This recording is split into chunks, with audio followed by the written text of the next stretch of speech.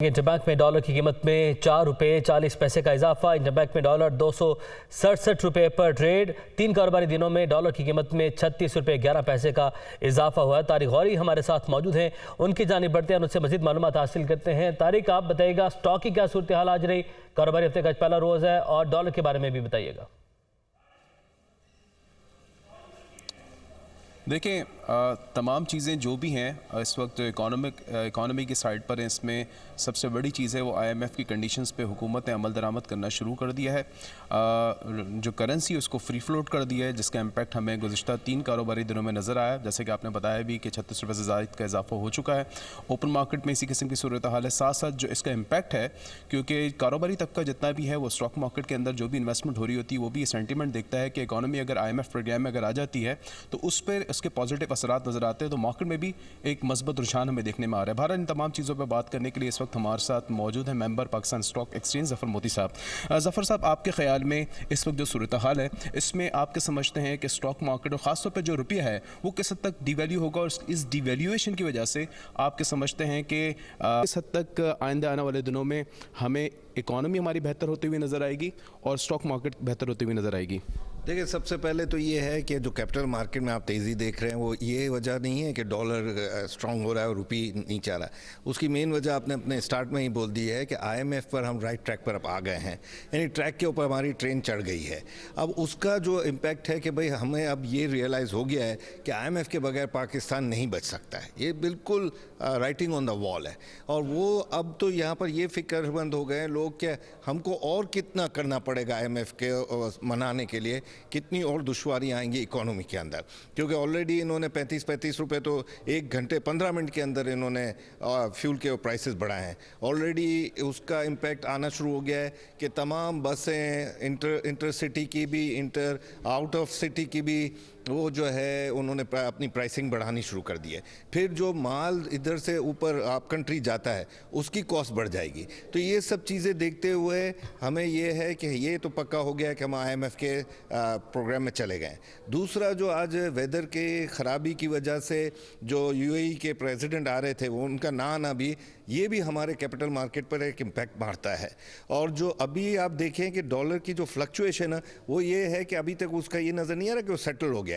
Interbank जो है वो इतना फ्लक्चुएट कर रहा है जैसे ओपन मार्केट करती है, और वो जो फ्लक्चुएशन है उसको देखते हुए लोगों को ये डर है कि अब ये कहीं पर जाकर स्टेबलाइज होगा कि नहीं। बहुत शुक्रिया आपका। इस वक्त हम बात कर रहे थे ज़फ़र मोती साहब, जो कि पाकिस्तान स्टॉक एक्सचेंज के मेंबर भी हैं, और जो भी सिचुएशन हमारे सामने इसमें अभी जो बात करने में आ रही, जो सुनने में आ रही, वो ये कि इसके बाद जो नए टैक्सेस का इतलाक होगा, जो कि IMF की कंडीशन, इसमें 280 अरब से 300 अरब रुपए के जो नए टैक्सेस लगाने की बात हो रही है, इसकी वजह से भी महंगाई का आपने हमें अपडेट किया, आपका शुक्रिया। जैसे कि आप लोगों ने जाना कि मौशी माहिरीन का ये कहना है कि पाकिस्तान की जो मौशी सूरत हाल है उसका एक ही हल है IMF। तो इस हवाले से खबर शामिल करें, आपको बताएं कि IMF मिशन आज पाकिस्तान पहुंचेगा। ज़राए वज़ारत ख़ज़ाना का ऐसा बताना है। IMF के साथ 31 जनवरी से 9 फरवरी तक मुज़ाकरात होंगे। नवी इक़्तिसादी जायज़े में IMF अहदाफ का जायज़ा लिया जाएगा। पाकिस्तान और IMF वफ़द के दरमियान मुज़ाकरात 10 दिन जारी रहेंगे। मुदस्सिर राना हमारे साथ मौजूद हैं, उनकी जानिब बढ़ते हैं। मुदस्सिर, बताएगा जैसे कि जितने भी एक्सपर्ट्स हैं, इकॉनमी के एक्सपर्ट्स हैं, उनका ये कहना था कि IMF के अलावा कोई रास्ता नहीं है, तो IMF का वफ़द अब पाकिस्तान पहुँच रहा है। जी, पाकिस्तान और IMF के दरमियान मुज़ाकरात कल से शुरू हो रहे हैं और ज़राए वज़ारत ख़ज़ाना की जानिब से बताया जा रहा है कि IMF का वफ़द आज किसी भी वक्त रात गए तक पाकिस्तान पहुंच जाएगा और कल से पाकिस्तान और IMF के दरमियान मुज़ाकरात शुरू हो जाएंगे। क्योंकि इस वक्त जो इकोनॉमिक सिचुएशन है उसके अकॉर्डिंगली वज़ारत ख़ज़ाना की जानिब से दरख्वास्त की गई थी कि IMF मिशन पाकिस्तान का दौरा करे, ताकि जो पैनिक की सिचुएशन है इसको कंट्रोल किया जा सके। और इस दरख्वास्त पर IMF ने पाकिस्तान की दरख्वास्त को मंजूर करते हुए ही ये मिशन पाकिस्तान मिशन भेजने की जो दरख्वास्त है वो मंजूर की। अब जो IMF की जानिब से एलामिया जारी किया गया था उसमें बताया गया था कि पाकिस्तान और IMF के दरमियान जो मुज़ाकरात होंगे वो 9वें जायज़े इक़्तिसादी के तहत होंगे, लेकिन ज़राए की जानिब से ये बताया जा रहा है कि 9वें और 10वें इक़्तिसादी जायज़े के मुज़ाकरात इकट्ठे हो सकते हैं और इसमें पाकिस्तान को तकरीबन $1 अरब से ज्यादा का जो किस्त है वो पाकिस्तान को मिलने का इम्कान है। पाकिस्तान और IMF के दरमियान जो मुज़ाकरात हैं ये 9वें इक़्तिसादी जायज़े के तहत होंगे, लेकिन पाकिस्तान का और IMF का जो प्रोग्राम है ये जून 2023 को खत्म हो जाएगा। ठीक है मुदस्सिर, आपने हमें अपडेट किया, आपका बहुत शुक्रिया। वफाकी वजीर कानून आजम नज़ीर तारड़ ने निगरान सेटअप में तोसी का इंदिया दे दिया। आजम नज़ीर तारड़ ने दुनिया न्यूज़ से गुफ्तगू करते हुए कहा, निगरान हुकूमतों की मुद्दत में तोसी का इन्हिसार हालात पर है। आइन में निगरान हुकूमतों की मुद्दत में तोसी की गुंजाइश मौजूद है। कॉन्स्टिट्यूशनल डिस्पेंसेशन मौजूद है। आइन में ऐसी शिक्के हैं जिनकी वजह से आप इख्तियार देते हैं आइन के अंदर रहते हुए कि आप उसमें वक्त की कमी बेशी की जा सकती है, लेकिन जो कानून इस वक्त सूरत हाल के मुताबिक जो आइनी वक्त है वो 90 रोज है। और माजी में आपने देखा होगा जैसे 1988 में सैलाब जब आए थे तो इंतखाबात मुलतवी कर दिए गए थे। अगस्त में हालात ऐसे नहीं थे कि इंतखाबात हो सके। इसी तरह जनवरी में इंतखाबात होने थे सन 2008 में, लेकिन मोहतरमा शहीद बेनज़ीर भुट्टो साहिबा की शहादत की वजह से वो एक इतना बड़ा हादसा था कि उसकी वजह से सारे स्टेक होल्डर्स बैठे और इलेक्शन कमीशन ने इंतखाबात की तारीख तब्दील करके उसको 6-8 हफ्ते आगे ले गए थे। जो अबूरी मरदमशुमारी है उसके ऊपर इंतखाबात कर लिए जाएं, क्योंकि उस वक्त तक जो पिछली सेंसस थे वो कंफर्म नहीं थे हुए। अभी फिर नए सेंसस अनाउंस्ड हैं, लेकिन अभी कहना भी कबल इस वक्त है। और मैं आपको फिर दोबारा ये कह रहा हूँ कि ये चीजें हमारे कार्ड्स पे नहीं है। पंजाब में इलेक्शन लाहौर हाईकोर्ट ने पीटीआई की दरख्वास्त समाअत के लिए मंजूर कर ली। समाअत के बाद तहरीक इंसाफ के रहनुमा सद उमर ने कहा कि हर सूरत 90 रोज में इलेक्शन कराना होंगे, जबकि बैरिस्टर अली जफर बोले अगर 90 रोज में इलेक्शन ना हुए तो आर्टिकल 6 लग सकता है। वो लाहौर में मीडिया से गुफ्तगू कर रहे थे। आइन के मुताबिक 90 दिन के अंदर अंदर इलेक्शन कराना जरूरी है और उसकी तारीख देना फौरी तौर पर जरूरी है। गवर्नर पंजाब जो हैं वो अपनी आईनी जिम्मेदारी पूरी नहीं कर रहे। तमाम मंसूबे इस बुनियाद के ऊपर बन रहे हैं कि किस तरीके से आइन को मजरू किया जाए। खुल्लम खुल्ला आइन से बगावत की बातें की जा रही हैं। कुछ अनासिर ऐसे हैं जिन्होंने फिर भी माजी से नहीं सीखा। इलेक्शन तो 90 दिन के अंदर अंदर ही होंगे, चाहे ये इम्पोर्टेड जितना भी भागने की कोशिश करें। आइन आर्टिकल 224 में भी और 105 में भी बड़ा वाज़ेह तरीके से कहता है कि ये इलेक्शन जो है उसकी तारीख 90 दिन से ज़्यादा नहीं हो सकती। अगर कोई उसकी खिलाफ वर्जी करेगा तो वो सबवर्ट करेगा कॉन्स्टिट्यूशन को, आइन को, उसकी खिलाफ वर्जी करेगा और उसके कॉन्सिक्वेंसेस, उसके बड़े सीरियस नतायज हो सकते हैं। आर्टिकल 6 भी उन पर लग सकता है। खैबर पख्तूनख्वा में इंतखाबात की तारीख न देने पर पीटीआई का अदालत से रजू करने का फैसला। पीटीआई खैबर पख्तूनख्वा कल पेशावर हाई कोर्ट में पटिशन दायर करेगी। पटिशन मरकजी सेक्रेटरी जनरल असद उमर और परवेज़ खटक की जानिब से दायर की जाएगी। आमिर जमील हमारे साथ मौजूद हैं, उनकी जानिब बढ़ते हैं। जी आमिर, बताएगा आप यहाँ पर क्या तैयारी की गई है पीटीआई की जानिब से? पाकिस्तान तहरीक इंसाफ की जानिब से आखिरी तौर पर यह फैसला कर लिया गया है कि इलेक्शन की तारीख न देने की वजह से वो पेशावर हाई कोर्ट से रजू करेंगे। इस हवाले से जब हमारे शौकत से बात हुई तो उनका कहना यह था कि जो मौजूदा सूरत हाल है इसका वाहिद हल इलेक्शन ही है, और चूंकि गवर्नर की जानिब से इलेक्शन की तारीख नहीं दी जा रही तो वो मजबूरन पेशावर हाई कोर्ट का रुख कर रहे हैं। पिटीशन जो है वो मरकजी सेक्रेटरी जनरल असद उमर और परवेज़ खटक की जानिब से दायर की जाएगी। पिटीशन है वो आज दाखिल की जानी थी, लेकिन कुछ सियासी सरगर्मियों की वजह से आज नहीं दाखिल की जा रही। अब ये पिटीशन जो है कल दायर की जाएगी। जी ठीक है, आपने अपडेट किया आमिर, आपका बहुत शुक्रिया। इलेक्शन कमीशन हुकाम को धमकियां देने का मुकदमा, फवाद चौधरी का 2 रोज़ा जिस्मानी रिमांड मुकम्मल। पीटीआई रहनुमा को 3 बजे तक पेश कर दिया जाएगा। डीएसपी लीगल की अदालत को यकीन दहानी। आपको बताएं कि इलेक्शन कमीशन हुकाम को धमकियां देने का मुकदमा है। फवाद चौधरी का 2 रोज़ा जिस्मानी रिमांड जो कि दिया गया था वो आज अब मुकम्मल हो चुका है और पीटीआई रहनुमा को 3 बजे तक पेश किया जाएगा। डीएसपी लीगल की जानिब से अदालत को इस बात की यकीन दहानी करवाई गई है। पहले जिस्मानी रिमांड के बाद फवाद चौधरी का जुडिशल रिमांड किया गया, जिसके बाद एक मरतबा फिर से जिस्मानी रिमांड की इस्तदा की गई तो 2 रोज़ का जिस्मानी रिमांड दिया गया था अदालत की जानिब से, और अब इस जिस्मानी रिमांड को भी 2 रोज़ मुकम्मल हो चुके हैं, जिसके बाद डीएसपी लीगल की जानिब से अदालत को इस बात की यकीन दहानी करवाई गई है कि पीटीआई रहनुमा को फवाद चौधरी को 3 बजे तक अदालत में पेश कर दिया जाएगा। हसीब मलिक हमारे साथ मौजूद हैं, उनसे मज़ीद मालूमात हासिल करते हैं। हसीब, बताइएगा फवाद चौधरी को आज अदालत में पेश कर दिया जाएगा? जी बिल्कुल, जुडिशल मजिस्ट्रेट वकास अहमद राजा ने फवाद चौधरी को 11:30 बजे पेश करने का हुक्म दिया था, लेकिन फवाद चौधरी को 11:30 बजे भी पेश नहीं किया जा सका। बाबर अवान और अली बुखारी जो कि फवाद चौधरी के वकील थे, वो अदालत में 11:15 बजे के करीब पेश हुए तो अदालत की जानिब से जो है ये रिमार्क्स दिए गए कि प्रोसिक्यूशन की जानिब से ये बताया गया है कि फवाद चौधरी को लाहौर से इस्लामाबाद पहुंचाया जाएगा 11:30 बजे के करीब, जिसके बाद जो है उन्हें अदालत में पेश किया जाएगा। लेकिन प्रोसिक्यूशन की जानिब से ये भी कहा गया है क्योंकि हाकिम जो हैं यूएई के वो इस्लामाबाद आ रहे हैं, जिसके बायस जो है सड़कें और रोड जो हैं वो ब्लॉक हैं, इस वजह से ताखीर का शिकार हो सकते हैं। बाबर अवान की जानिब से ये जो है इस्तफसार किया गया, रिमार्क्स दिए गए और सदा की गई कि जो है अदालत एक टाइम हमें बता दे 12:30 बजे तक जो है उनको पेश करने का हुक्म दिया जाए, जिसके ऊपर जो है अदालत ने नायब कोर्ट जो थे, अदालती अमला जो था, उनसे कहा कि आप जो है ये कंफर्म करके जो है हमें बताएं। ठीक है हसीब, आपने हमें अपडेट किया, आपका शुक्रिया। अवामी मुस्लिम लीग के सरबराह शेख रशीद का कहना है कि रात के अंधेरे में लाल हवेली पर शब खून मारा गया। हिम्मत है तो दिन में आओ और हवेली को गिरा कर दिखाओ। लाल हवेली जाती प्रॉपर्टी साबित ना हुई तो हम कौमी मुजरिम हैं, किसी से लड़ना नहीं चाहते, ये बहाने ढूंढ रहे हैं। वो रावलपिंडी में मीडिया से गुफ्तगू कर रहे थे। आप आए लाल हवेली, दिन के उजाले में आए, आओ गिराओ, मैं ईंट से ईंट बजा दूंगा तुम्हारी। किसी में हिम्मत है तो आके लाल हवेली गिराओ। लाल हवेली की टेरिटरी में कदम रखा तो हम आईनी और कानूनी अपना हक इस्तेमाल करेंगे। असल इनको तकलीफ ये हो गई है कि परसों बरतानिया की 3 कंपनियां धनराज और लाल हवेली पे फिल्म बनाना चाहती है, जो इनको बर्दाश्त नहीं है। अभी हम हाई कोर्ट जा रहे हैं।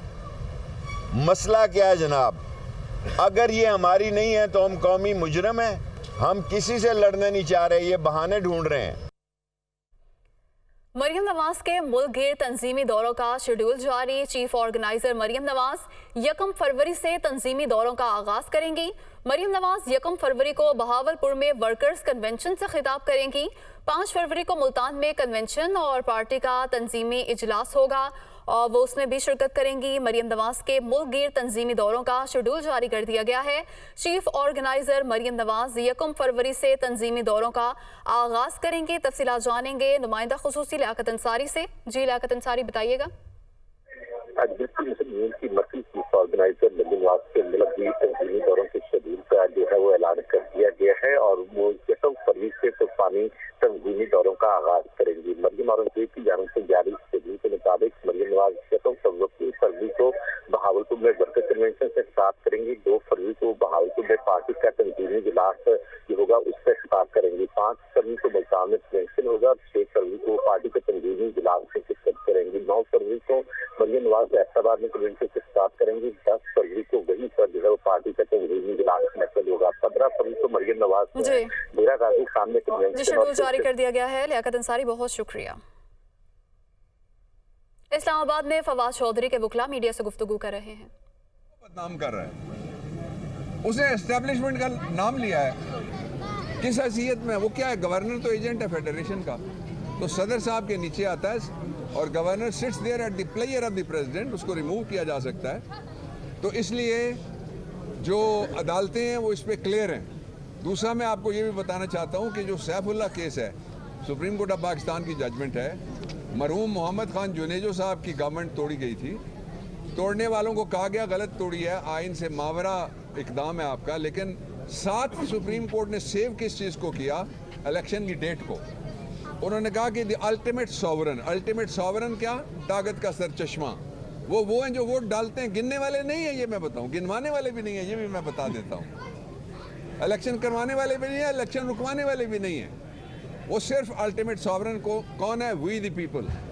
एक बंदे का एक वोट है, बड़ा है, छोटा है, बेरोजगार है या दिहाड़ीदार है। तो अब ये तयशुदा है सुप्रीम कोर्ट में, जो मोहम्मद खान जुनेजो की असेंबली के हवाले से हाजी सैफुल्लाह केस में, कि अगर आइन से मावरा भी कुछ हो जाए तो इलेक्शन वक्त पे होगा, इसलिए इलेक्शन 90 दिन के अंदर आ रहे हैं। लाहौर में पीटीआई रहनुमा डॉक्टर यास्मीन राशिद मीडिया से गुफ्तगू कर रही हैं। काम करना चाहिए होगा। Look at the amount of problems that we have in Pakistan. तो मैं इमरान खान का मसला बना हुआ है, आप बताएं कैसे मुमकिन हो सकता है आप कॉन्फिडेंस बिल्डिंग इज डन जब पता हो कि जो बंदा दूसरी तरफ बैठा है वो कोई सोच समझ से बात करेगा। वो कौन सा सोच समझ से बात करते हैं? आप रोजाना एक गाना आता है आपका क्या कहते हैं इंटीरियर मिनिस्ट्री का, आप देख रहे होते हैं ना कि क्या इंटीरियर मिनिस्ट्री आपके बयान दे रही है। This is the most important ministry. जी डॉक्टर साहब ये बताइएगा कि आजकल गरीब हो या अमीर किसी भी प्राइवेट हॉस्पिटल में जाते हैं तो उन्हें वो ये कहकर वापस कर दिया जाता है कि ये कार्ड नहीं चल रहा। अच्छा, मैं आपको ये बात बताऊं, देखिए ये भी एक गलत अफवाह उठाई गई और दी गई। वजह यह है कि इस वक्त क्या मसला बना, ये हुकूमत आई, इन्होंने फंड्स फ्रीज कर दिए। जब इन्होंने फंड्स फ्रीज किए तो जो इंश्योरेंस कंपनी थी उसने अपने क्लेम्स भेजे, उन्होंने कहा जी हमें पैसे दें। उन्होंने पैसे देने से, क्योंकि फंड्स फ्रीज हुए हुए थे, उन्होंने इनकार कर दिया। मैं आपको ये बता रही हूँ, मैं निकलने से पहले as a minister I ensured कि वो फंड्स जो है ऑनलाइन हो जाएं दोबारा, क्योंकि ये पूरी कोशिश कर रहे थे फंड्स। इस वक्त 7 अरब रुपए फेडरल गवर्नमेंट ने देने हैं इंश्योरेंस कंपनी को, जो कि इस्लामाबाद के लोगों के लिए, कश्मीर के लोगों के लिए और गिलगित बल्तिस्तान के लोगों के क्लेम्स हैं। वो भी डॉक्टर यास्मीन राशिद मीडिया से गुफ्तगू कर रही हैं। खबरों का सिलसिला आगे बढ़ाएं और आपको बताएं कि पहले ऑल पाकिस्तान हिफ्ज़ माह तजवीद मुकाबलों का आखिरी राउंड इस्लामाबाद की फैसल मस्जिद में होने जा रहा है, जिसमें शेखुल इस्लाम मुफ्ती तकी उस्मानी कामयाब हुफाज कराम को एजाज़ात से नवाजेंगे। तफसीलात बताएंगे मोहम्मद इमरान। जी, पहले ऑल पाकिस्तान हिफ्ज़ माह तजवीद कंपटीशन का फ़ाइनल राउंड अब से कुछ देर बाद इस्लामाबाद की फैसल मस्जिद में होने जा रहा है। इसमें सबसे पहले डिवीज़नल सतह पर मुकाबले हुए थे जिसमें हुफाज कराम ने शिरकत की थी। वहाँ से क्वालिफ़ाई करने वाले हुफाज ने सूबाई लेवल पर होने वाले मुकाबलों में हिस्सा लिया था।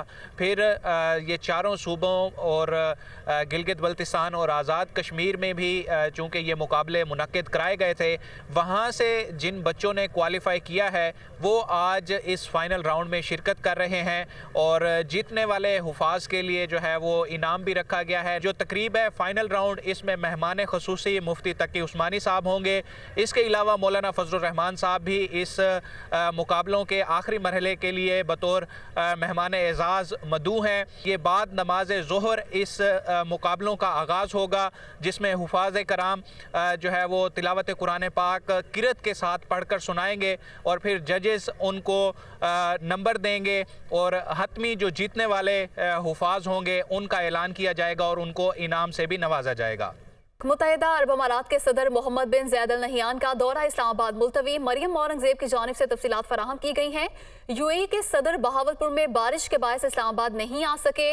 यूएई के सदर ने आज पाकिस्तान का सरकारी दौरा करना था। उनकी वज़ीर आज़म शहबाज शरीफ से 1-on-1 मुलाकात होनी थी और वफूद की सतह पर भी मुलाकात होनी थी और यूएई के सरमायाकारों की भी वज़ीर आज़म से मुलाकात होनी थी। और मुलाकात के बाद माली इमदाद के हवाले से और कर्ज मुअख्खर करने के हवाले से कुछ ऐलानात भी मुतवक्के थे, लेकिन दौरा मुलतवी हो गया है।